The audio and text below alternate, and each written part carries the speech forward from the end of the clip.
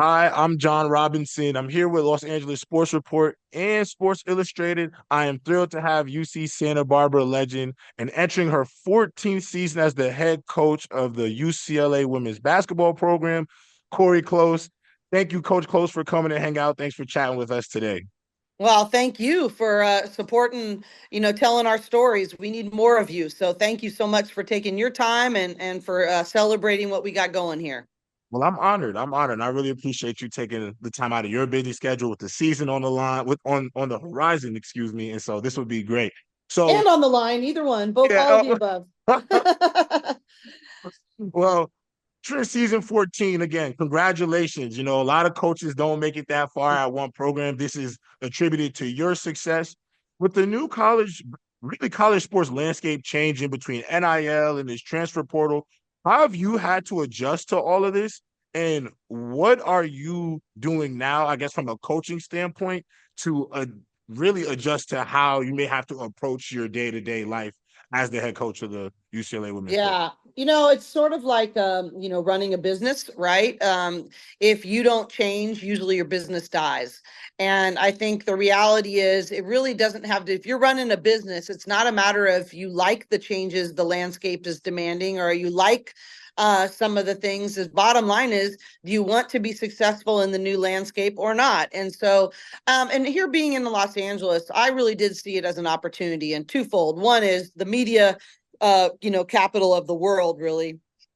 We shouldn't just be embracing NIL, we should be leveraging it for recruiting, for entrepreneurship, especially of women. And that's the second thing that I've actually really enjoyed is that I'm having more financial entrepreneurship conversations with our young women than I ever have. They're investing, they're planning for their futures, they're budgeting, they're having to work on their time management at a different level. So those are the plus sides. But there's a book out, a business book called Change or Die, and that's really though what I believe is that Right. you either change or you're becoming irrelevant. And so it doesn't mean you have to compromise your core principles. I don't think those have changed for me. What I value, the lessons I'm trying to teach, the reason I'm in coaching, I still want to be an uncommon transformational coach that teach, mentors, and equips, period. But the way in which I do that has definitely changed. And we made a decision as this NIL thing was coming about that we wanted to lead in the space. And so we started building an infrastructure. We started thinking about what does it look like for us to do it differently. We actually probably do it differently than anybody else. Most other people get probably 90% from their collective. We get 10% from our collective, and we do 45% service and 40% group licensing deals. So it's just a matter of how do you think creatively and strategically, and how do you adjust to the landscape you've been given. You ever feel like, just to expand on what you're saying, for your young athletes, I was a former Division I athlete myself back from 2015 to 2019, and I can't imagine having really not life-changing money, but a lot of money very early and having to be very responsible with it. Is there a way you have to approach that too? Because, in some Yeah. instances, you'll have a player that potentially is making more per year than an assistant coach or somebody that's on the staff. So is there Forget something that you assistant have to deal coach. with? I've got a couple people that make more money than me, and I'm okay with that. But your point is really well taken. There's some ridiculous stat about almost in the 70s of NBA guys. They're within 5 years of stopping playing in the NBA, they're bankrupt. I mean, some ridiculously high percentage. And I thought that was really important for us. When they sign on to our NIL program, they agree to go into our, and I don't even call it financial literacy, I call it wealth building, wealth planning, that we are trying to help them. We arrange it, we pay for the advisors, we do all of the structuring, but they have to agree to it when they sign on to our program, because just because you have a lot of money doesn't mean you're going to be able to keep a lot of money. Yeah. And what do you want your money to be about? Do you want it What does it mean to your family? What's the legacy? How do you want to use it? How do you want to impact the world with it? Right. So, and actually almost everyone on our team is followed the advice of the team of people that have been working with us, that you save 10%, you invest 10%, and you give away 10%. Right. And, what they're making to live on 70% of that, that's easy. But you're really planning for your future to that Right. end. But it's definitely needs to be very intentional. And I Yeah. really want to make sure that it's setting them up for the future, not Yeah. destroying their future. And that's very easily can happen. That's amazing. That's amazing. So the UCLA football team this year, because of college realignment, they are actually having a schedule that has the most air miles of any team in the country. I mean, they've had to go to Penn State, they've gone to Indiana, they have traveled a lot. And obviously, this landscape rolls over to your basketball team. As a member of the Big Ten now, how are you preparing for the travel one, the circumstances in that regard, along with from a coaching standpoint, any stylistic changes between going from a Pac-12 conference to a Big Ten conference? Well, I think because of the number of teams in the conference, having 18 teams in the Big Uh-huh. Ten, I think actually the style of play is very varied. We have people that play zone, people that press and run, people that grind it out in the half court. I mean, you name it. And so I don't actually think that has been that big of a shift. But let me know I'll let you know in 6 months. But from our studying, which we've been really diving into the historical styles of play from each program and each coach. But I think that more so, and even the travel part, to be really honest with you, last year we did 4 cross country weekends in a row, and we won every game. And this was against Florida State, this is against Arkansas, this is against South Carolina was actually 2 years ago, but Ohio Mhm. State. I mean, Yep. this was not cupcakes, right? And so I thought to myself, this is harder than anything we're going to have to do in the Big Ten. I mean, Yeah. we are, we have 3 real significant Eastern time zone kind of trips. But credit to our athletic department. We travel really well. We've been able to really, because we've known we were doing this, we've had time to be strategic. We've studied sleep patterns. What's the right day to go? How early? How late? We have learning specialists and tutors that are traveling with us.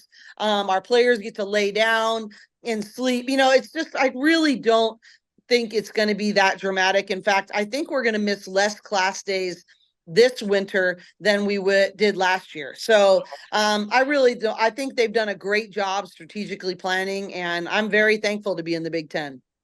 I'm excited for what's on the horizon. So Mike Tomlin, the head coach of the Pittsburgh Steelers, he went viral because he was on a podcast called The Pivot. He talked about how some coaches run away from coaching and he run towards coaching. And the premise for that comment had to do with just how a lot of players do not reach their potential, and usually it is blamed upon the player for not being able to reach that instead of the coach. You have gone viral on X for posting your developmental videos, motion shooting videos. And the thing that's great about it is you also explain the why behind it, why you're doing these drills. Where does this passion for coaching come from? Because it's clear that you run towards it. Well, someone did that for me. I had people that really came alongside me. I remember my first year being a head coach. I brought our entire staff back and I watched 3 days of practice for UConn, and that was in Mhm. their height. And Gino Auriemma really allowed us to learn from him and let us into that. But I was mentored by John Wooden, who let me come over to his house every other Tuesday for almost 15 years, and he just poured into me. So who would I be if I didn't pay that forward in such a way? It may look different now. Obviously Coach Wooden's not going to do it over social media, but I think that I think it really is about, I really desire to grow the game. And I think that if you are a women's sport coach of any sort, soccer, basketball, whatever, we have a responsibility to take off our individual coaching hats of our own teams and think about the growth of the game more globally. And it's so fun right now because we're finally Yeah. reaping some of the fruits of our labor. Yep. And so I just think it would be very arrogant of me if I didn't pay it forward of what someone Mhm. gave to me. And secondly, speaking of Mike Tomlin, in that I love what he says. I have a responsibility to always become a better teacher. Hmm. And so I need to run into that difficult scenario, the player that's really hard to coach or that I'm not connecting with. Now, they have a responsibility to also grow as a learner. So we both have responsibilities to meet to make this thing work. Right. I don't think it's one way or the other, but I also think that coaches often blame way too much. And I think that you're right. We need to be able to say, you know what? One of the people said, what makes you connect with your players? Well, one of the biggest ways is being willing to ask for their forgiveness when I screw up, and I do screw up, Right. and being a good role model. And we were just talking as a staff yesterday that we need to be able to play our own roles. Right. Just like we expect this team, who's very talented, to play their roles selflessly, so Mhm. do we as a staff, and it starts with me. So I'm a big believer that nothing's going to happen through you until it happens in you as a coach. Mhm. And so I have to be willing to be a good learner, a grower, a giver of the game, if that's what I expect from my players and other coaches as well. And we have this amazing opportunity right now in Southern California. We got two Yeah. top five women's basketball teams Yeah. right here. And it can't just be about UCLA and USC and our battles. It has to be about giving to the community, inspiring young kids, growing the game, getting more eyeballs on the sport. It's just got to be against about so much more. So that's not a burden, that's a privilege. Yeah, that's amazing. That's actually an amazing point of view. Actually, there's a quote tweet that I saw from you on X in regards to some of the turmoil that really the women in college basketball had to deal with, and you hashtagged it "Do Better." Where do you think some of this is stemmed from? Because I personally believe this is a new audience that are really kind of toxifying the way the game is viewed. And how do you think this is combated in from a media standpoint? Well, it's not like racism is a new thing. Right. It's not like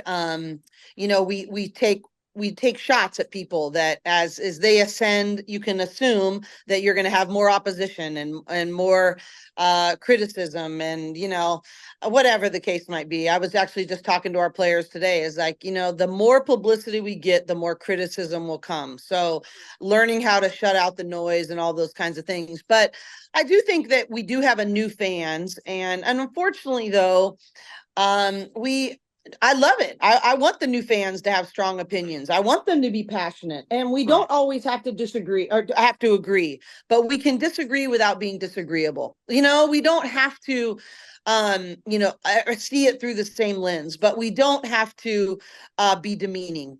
Yeah. We can argue, we can disagree, we can figure out whether Caitlin Clark should have been on the Olympic team or off the Olympic team. If the Caitlin Clark Angel Reese rivalry is good for the game, bad for the game. I'm a big believer that all publicity and people talking about it is a good thing for our sport, but we don't have to cross the line to make accusations about people's character, to make racial slurs, to demean people that have different points of views than we do. I just think there's no place for that, and I think you can do both. I think you can have spirited debate and not cross that line, and so that's really what I was going for. Yeah, no doubt. I 100% agree with you. Speaking of expansion in the game, UCLA alumni Natalie Nakasi was just hired as the head coach of the Golden State Valkyries. She was a part of two of those championship winning teams with the Las Vegas Aces. What do you think this type of coach, because you've called her a brilliant mind, for that new fan base over in Northern California, what can they expect from their new head coach? Well, as a Bay Area kid myself, I'm Mhm. like, yes, this is awesome. Natalie, Nat's been so great. I know Coach Tasha on our staff has her on speed dials, talked to her a lot about guard development.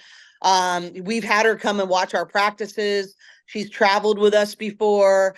I just have so much respect for her passion, but also for the way she sees the game, for the way she connects with her players. She just has the respect of them. And so I am thrilled. In fact, an old high school teacher of mine, who's still a really good friend, Jim Lobdell, texted me today, and he said, I have my season tickets for the Golden State WNBA team. Should I be excited about this hire? And I said, absolutely yes.